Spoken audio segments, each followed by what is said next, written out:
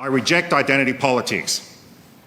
I have been saddened by the recent rise of authoritarians on both the left and right attempting to declare certain sections of society as good or bad. Genders, races and religions do not commit crimes, individuals do. Pitting man against woman, black against white and Christian against Muslim is a recipe for social chaos. All Australians are valuable and should be treated equally under the law. Those were the words that I spoke in my first speech in Parliament House when I spoke against identity politics. And unfortunately, we've met the time now where this social chaos that I talked about then has actually arrived. Very soon, the Victorian government's going to introduce a bill called the Gender Equality Bill. Now, equality, it sounds good. I mean, who doesn't like equality, right? But let's think about what this means. There's two different types of equality that we can talk about here. One is equality of opportunity, which I'm a big supporter of. I want people, when they work for government departments, to have an equal opportunity to get those roles and to get employment. But then there's another type of equality which this bill is introducing, which is equality of outcome.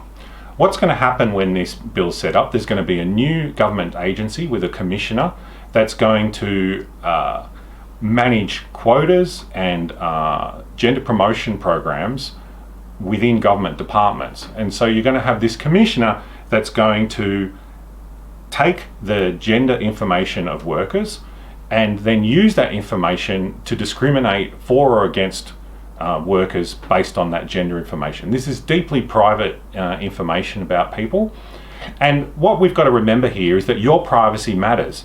I mean, the government doesn't need to know your gender for you to be able to do your job, but the social engineers within this new agency do need it to do their job. And it's not only gender that we're talking about here. In this bill, if you look at it, it actually asks to submit other types of information, identity information about people, to be held in a database and then used by this agency in the future. It asks for things like sexuality, religion, race, and other characteristics.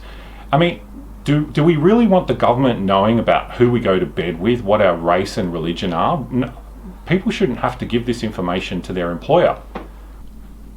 There is something that we can do to fight back. I'm encouraging people to not disclose their gender, their race, their sexual identity, their religion, and other identifying characteristics that aren't necessary for their employer to know to do their job. This is deeply private and personal information that should not be used for the purposes of discriminating against people. If you believe in equality, real equality, if you believe in privacy, and you believe that people shouldn't be discriminated against, then do not disclose.